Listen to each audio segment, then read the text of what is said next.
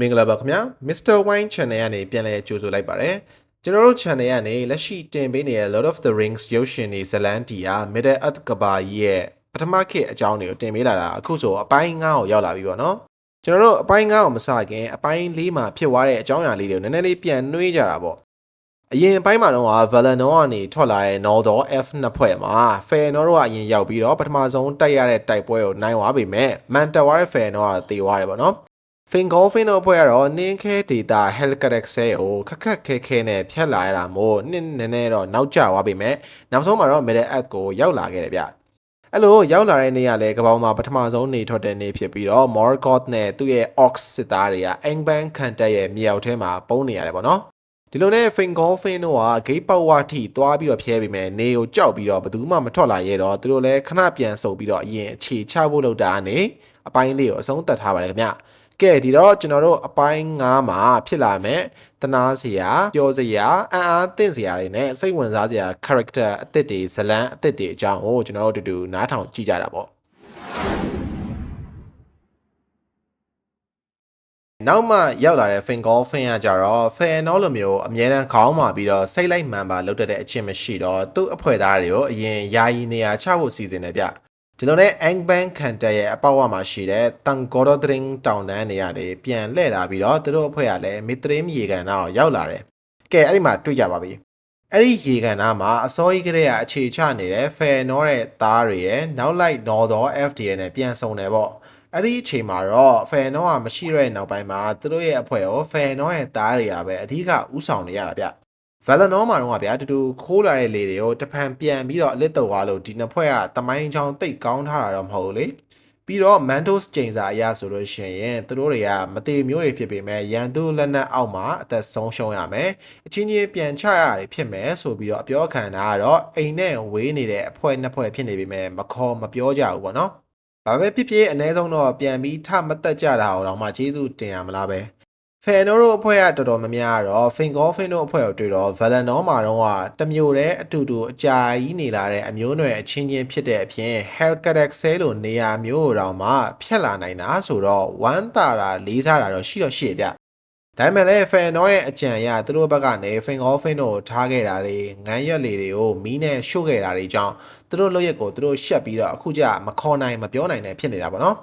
ဒါပေမဲ့ Fingolfin ကကြတော့သူတို့ကိုတခြားအဖွဲ့တွေကအဲ့လိုမျိုးလုပ်ခဲ့ပေမဲ့အချင်းချင်းပြန်ချနေလို့ရှိရင်ဘယ်သူမှတော့မှအကျိုးမရှိတာမို့ Mithrin ရေကန်ရဲ့တစ်ဖက်တစ်ချက်မှာပဲသူတို့ရဲ့အဖွဲ့တွေကိုနေရာချကြတယ်ဒီလိုနဲ့ Valinor ကထွက်လာတဲ့ Noldor နှစ်ဖွဲ့နောက်ဆုံး Middle Earth မှာပြန်ဆုံကြပြီးတော့မနီးမဝေးတဲ့နေရာတစ်ခုစီမှာကိုစီလက်တလောအခြေချနေကြတယ်ပေါ့နော်အဲ့လိုနေနေရင်းနဲ့ကနေတိတ်ပြီးတော့မနီးမဝေးဆိုတော့ဗျာတရင်အစအနလေးတစ်ခုနှစ်ခုကြားရတာနေ Fëanor တယောက်တေသွားရင်မှသူတို့တိလိုက်ရတယ်အဲ့ဒါလည်းမကသေးဘူးနောက်ထပ်အဖြစ်ဆိုးတစ်ခုလည်းထပ်ဖြစ်ခဲ့သေးတယ်ဆိုတာကိုပါသိလိုက်ရပါသေးတယ်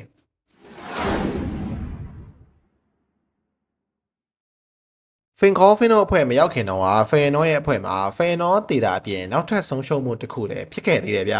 Fëanor တယောက်တေသွားတော့သူ့ရဲ့သား9ယောက်တည်းကအကြီးဆုံးသားဖြစ်တဲ့ Maedhros ကအလိုလျောက်ပဲ Noldor FD ရဲ့ဘရင်နေရာကိုဆက်ခံလိုက်ရတယ်ပေါ့နော်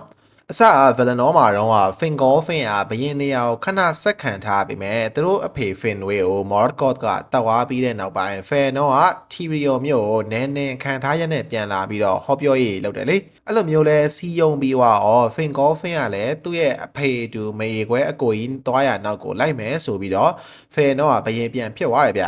အခုသူလဲတေဝါရောသူ့သားအကြီးဆုံး Maedhros ကပဲကြံခဲ့တဲ့ Noldor FD ကိုဥဆောင်ဖို့လုပ်ရတာပေါ့နော်အဲ့လိုမျိုး Fëanor တေဝါပြီးတော့တိတ်မကြသေးတဲ့အချိန်မှာပဲနောက်ထပ်လာနိုင်တဲ့တိုက်ပွဲအတွက်ပြင်ဆင်ဖို့လုပ်နေတဲ့အချိန်မှာ Morgoth ကတော့သူ့ရဲ့ခံတပ်ထဲကနေထုံးစံအတိုင်းဘလို့ရုံမာမလဲကြံနေရပါတော့ပြီးတော့သူကFëanor နဲ့သူ့သားတွေရဲ့ Silmarils တွေနဲ့ပတ်သက်ပြီးတော့ချိန်ထားတဲ့သစ္စာအကြောင်းကိုလည်းတနည်းမဟုတ်တနည်းနဲ့သိထားတော့ဗျာအဲ့ဒီအချက်ကိုကင်ပြီးတော့ညံနေညံနဲ့ထုတ်သုံးတယ်ဗျ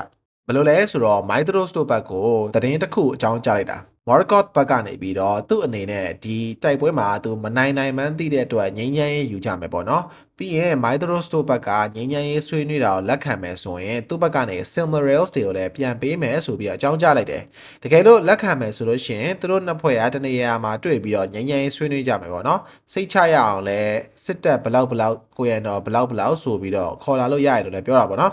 ်ကျွန်တော်အနေနဲ့ကြည့်မယ်ဆိုလို့ရှိရင်တော့ Mythros တို့ဘက်ကလုံးဝယုံစရာဆွေးနွေးစရာအကြောင်းဘာမှမရှိဘူးဗျာဒါပေမဲ့ Mythros တို့ဘက်ကကြည့်မယ်ဆိုလို့ရှိရင်ပထမဆုံးတိုက်ကြတဲ့ Dagon Wing Gilead တိုက်ပွဲမှာတော့Morgoth ဘက်ကလွတ်လိုက်တဲ့အဖွဲတွေကို Noldor တွေကပဲ့နဲ့တတ်မှတ်ထားတယ်ပြီးတော့မှ Fëanor ကသူ့ဘက်သူဆက်လိုက်သွားလို့တေတာပေါ့နော်ပြီးတော့သူ့ရဲ့သားတွေက Morgoth ရဲ့အကြောင်းကိုအကောင်းမသိသေးတာရဲ့ပြီးတော့သူတို့တစ္ဆာအရာ Silmarils တွေကိုပြန်လိုချင်လို့နဲ့စိတ်တွေကများနေရကြောင်းရဲ့ Morgoth ရဲ့ငြိမ်းချမ်းရေးဆွေးမဲ့ကိစ္စကိုလက်ခံပြီးတော့တွေ့ဖို့ဆုံးဖြတ်လိုက်တယ်ဒါမဲ့ငြိမ်းချမ်းရေးယူဖို့ဆိုတာမဖြစ်နိုင်မှန်းသိတော့ဗျာ Mythros ကသူကိုယ်တိုင်သွားပြီးတော့ဆွေးနွေးဖို့ဆိုတာထက်တက်သားများခေါ်သွားပြီးတော့ Morgoth တို့ကို surprise တိုက်မယ်ဆိုပြီးတော့ကြံတာဗျ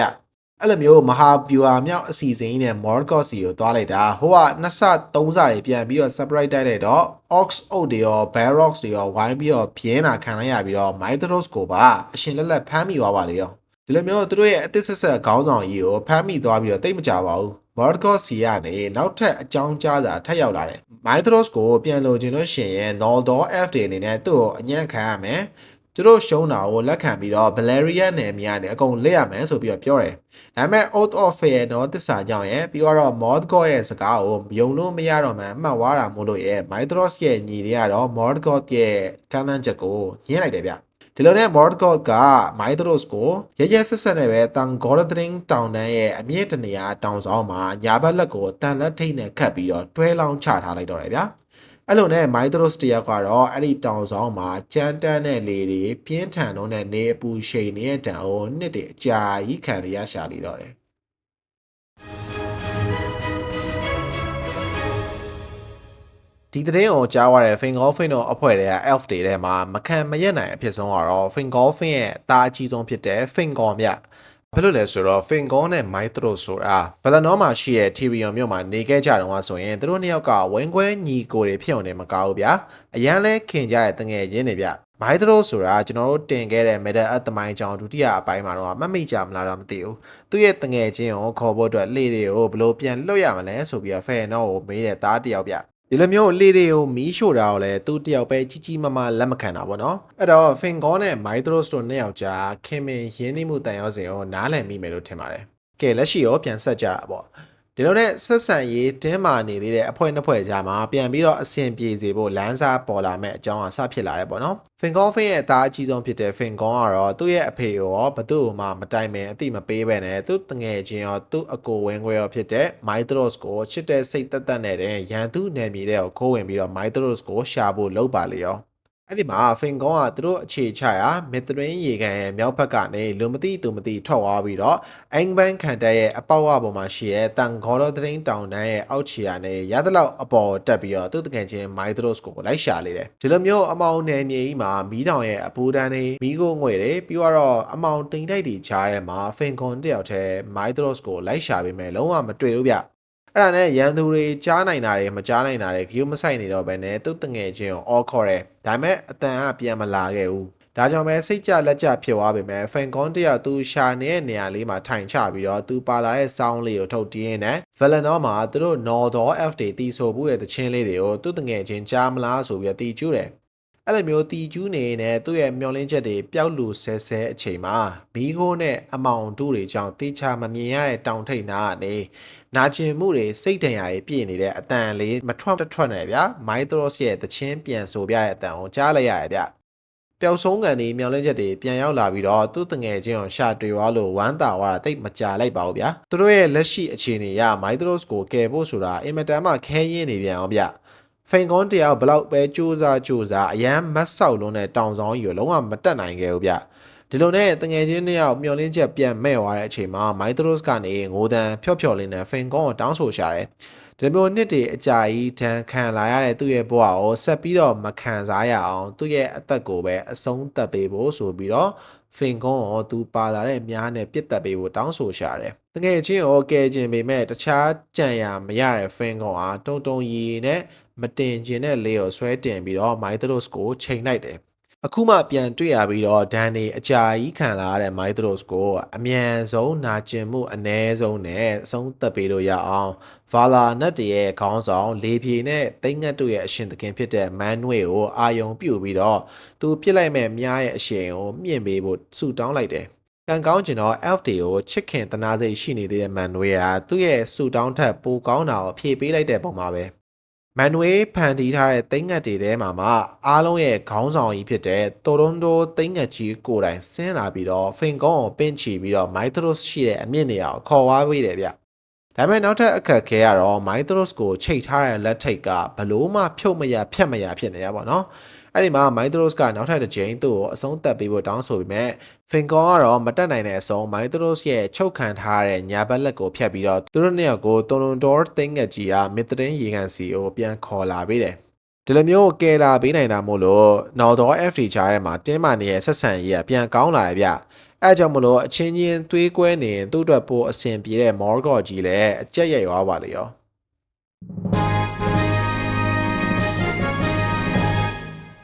မိုက်သရိုစ်နဲ့ဖင်ကွန်တို့ပြန်ရောက်လာတော့ Northern FD အတွက်တော့လုံးဝအချိုးအကွေတစ်ခုဖြစ်သွားတာပေါ့ဗျာ။မိုက်သရိုစ်လက်အောက်က Northern FD ကလည်းဖင်ကွန်ရဲ့တက်တိနဲ့စွန့်စားမှုတွေကိုချီးမြှောက်ကြတယ်။ဖင်ကွန်ဖင်တို့ကလည်းအညိုအတေးတွေထားနေပြီးတော့နှစ်ဖွဲ့အဆင်မပြေလို့ရှိရင်ဘုံရန်သူရဲ့လက်အောက်မှာနှစ်ဖွဲ့လုံးပျက်စီးနိုင်မှန်းသိလို့အရင်လိုမဟုတ်တော့ဘဲနဲ့ဆက်ဆံရေးပြန်လဲကောင်းလာကြရပေါ့နော်။မိုက်သရိုစ်ကတော့တီလူမျိုးပါဖြစ်ပြီးတော့နှစ်တည်းအကြာကြီးခံခဲ့ရပေမဲ့သူ့အဖေလိုမျိုးစိတ်သက်မှာကြောရည်သူဖြစ်တာမို့လို့စိတ်သက်ပိုင်းနဲ့ခန္ဓာကိုယ်ပိုင်းမှာရောပြန်ကျမ်းမာလာခဲ့ပြီးတော့ဓာရည်ကိုလည်းသူ့ရဲ့ဘဲဘက်လက်နဲ့တင်အစမ်းထအောင်ပြန်လေ့ကျင့်နိုင်ခဲ့တယ်။ဒါပေမဲ့သူ့အဖေလိုမျိုးအတ္တတွေမာနတွေမကြီးတဲ့မိုက်သရိုစ်ကဖင်ကောဖင်တို့အပေါ်မှားခဲ့တဲ့သူတို့ရဲ့အမားတွေကိုပြန်ပြင်ဆင်ဖို့လုပ်တယ်ဗျ။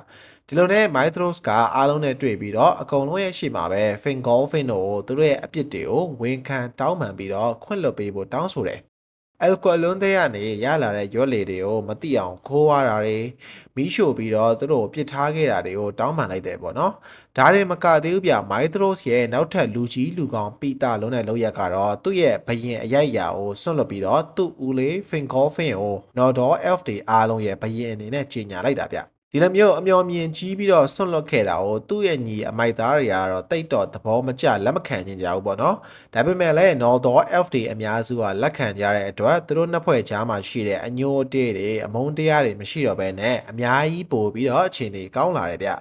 ျဒီလိုနဲ့သူတို့ရဲ့အတွင်းရေးပြဿနာတွေကိုဖြေရှင်းပြီးွားရဆိုတော့ Noldor Elf တွေအနေနဲ့Middle Earth မှာနေရာအတီအကျမတီထောင်ခင်သူတို့ထက်ပိုပြီးတော့ senior ကြတဲ့ Elf တွေနဲ့ဆွေးနွေးညှိနှိုင်းဖို့လုပ်ကြတော့တယ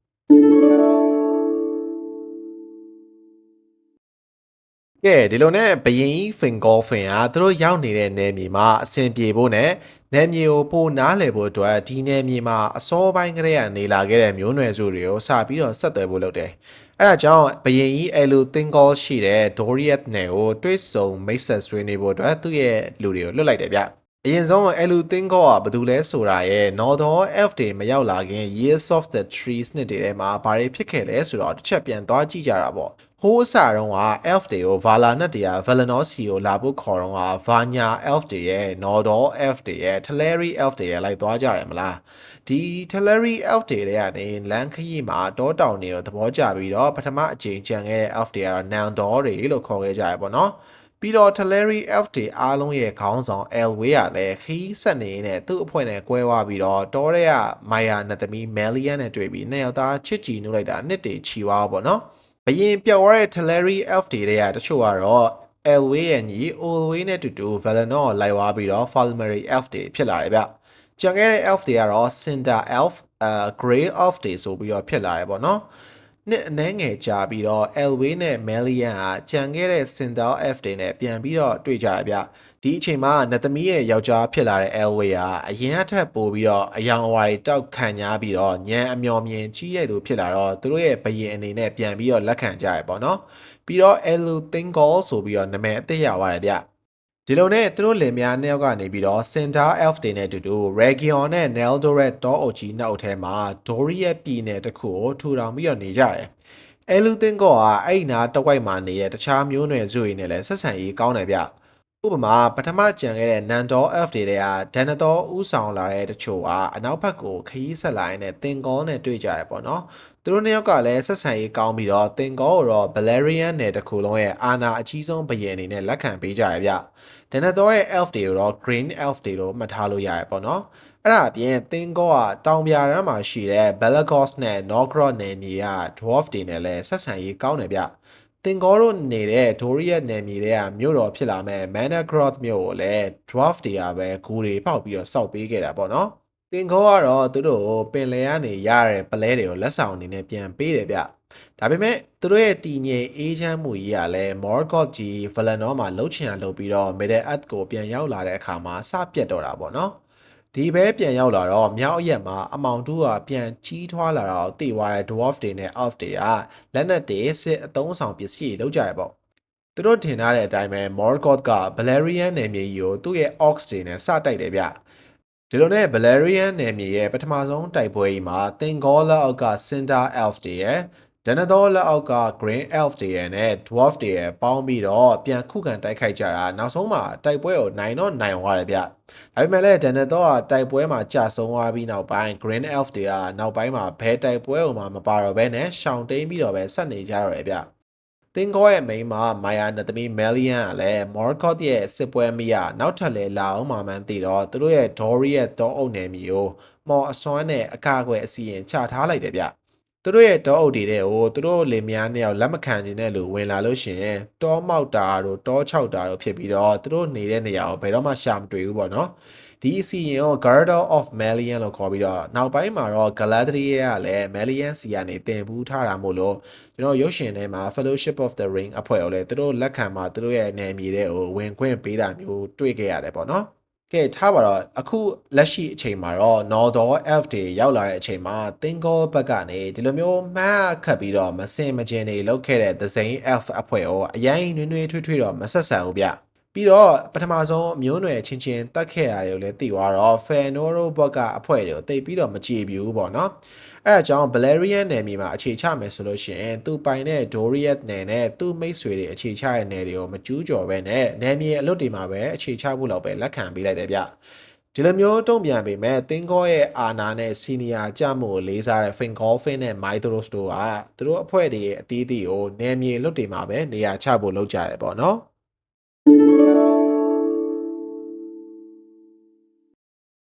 နယ်မြေချတဲ့နေရာမှာလဲဒိုရီယက်နဲ့နယ်ချင်းမညှိမဲ့နေရာကိုရှာရတယ်မကဘဲနဲ့သူတို့က Morgoth ကိုလည်းမျက်ခြေမပြတ်ချင်တာမို့လို့ Angband နဲ့မဝေးတဲ့နေရာမှာအတီးတီးနေဖို့လုပ်ကြရဗျ Fingolfin နဲ့သူ့ရဲ့အကြီးဆုံးသား Fingon ကတော့ Mithrin ရေကန်ရဲ့နယ်တစ်ဝိုက်ဖြစ်တဲ့မျိုးတွေဆိုင်းပြီးတော့တောင်တန်းတွေနဲ့ကာရန်ထားတဲ့ Hithlon မှာအချိန်ချကြရတယ်ပေါ့နော် Fingolfin ရဲ့ဒုတိယသားဖြစ်တဲ့ Thorogorn ကတော့အနောက်ဘက်ကမ်းခြေနဲ့နေတဲ့ Neverest ဒေသမှာအခြေချရဗျသူ့နေရာတော့ safe အဖြစ်ဆုံးလို့ပြောရမှာပေါ့နော် Finarfin ရဲ့သားတွေဖြစ်တဲ့ Angrod နဲ့ Egnor ကတော့ Doriath နယ်မြေရဲ့မြောက်ဘက်တက်တက်မှာရှိတဲ့ Dorthonian ဒေသတွေမှာအခြေချပြီးတော့ Finrod ကတော့ Hithlon နဲ့ Dorthonian ကြားမှာရှိတဲ့ Sirion မြစ်နားမှာအခြေချရဗျ Maedhros ကတော့နင်းနာခံတဲ့အနေနဲ့ပြီးတော့သူ့ရဲ့ညီတွေကလည်းအစာမချေတော့ဗျာ Fingolfin တို့နဲ့အနီးနားမှာနေလို့ရှိရင်ရံများမှာဆိုလို့ဆိုပြီးတော့အရှိရက်ကိုခီးထွက်တယ်အဲ့လိုနဲ့ခရီးဆက်ပြီးတော့အင်ဘန်ကိုအရှင်းသားမြင်နေရတဲ့နယ်မြေပြန်ကြီးမှာသူ့ညီနဲ့ဖြန့်ပြီးတော့အခြေချကြရဲပေါ့နော်ဒီနေရာကတော့ March of the Maedhros ဆိုပြီးတော့ခေါ်ကြပါတယ်အခုလိုမျိုးတေချာကြည့်လိုက်မယ်ဆိုလို့ရှိရင်သူတို့အခြေချဖို့ဆုံးဖြတ်လိုက်တဲ့နေရာတွေကအင်ဘန်ရဲ့အပေါက်ဝရှေ့ကိုပက်ပတ်လဲလဲဝိုင်းထားတာမျိုးဖြစ်ပြီးတော့ Doriath ကိုကာထားတဲ့ဒီဇိုင်းရဲ့ Morgoth ရဲ့ခြေလမ်းတွေကိုစောင့်ကြည့်နိုင်ဖို့အတွက်မဟာဖြူဟာကြကြအခြေချထားတာဖြစ်တယ်ဗျဒါပေမဲ့တခုတတိထားမှာ Morgoth မှာဒီပင်မထွက်ပေါက်အပြင်အနောက်မြောက်ဆွန်းဆွန်းဘက်ကနေလဲသူ့ရဲ့ကင်းထောက်တွေကိုလွတ်ပြီးတော့သတင်းတော်စုံစမ်းလို့ရသေးတယ်ပေါ့နော်ပြီးတော့ဒီတစ်ချိန်တစ်လျှောက်လုံးမှာလဲ Morgoth ကအင်ဘန်ရဲ့မြေအောက်ထဲမှာသူ့ရဲ့တပ်ကိုအင်အားပိုင်းအရေးအတွက်ပိုင်းလက်နက်ပိုင်းတွေကိုစုဆောင်းပြင်ဆင်နေတာဗျမဝေးတော့တဲ့အနာဂတ်ကြီးမှာစစ်ပွဲရလဲလာဖို့နီးနေပြီပေါ့နော်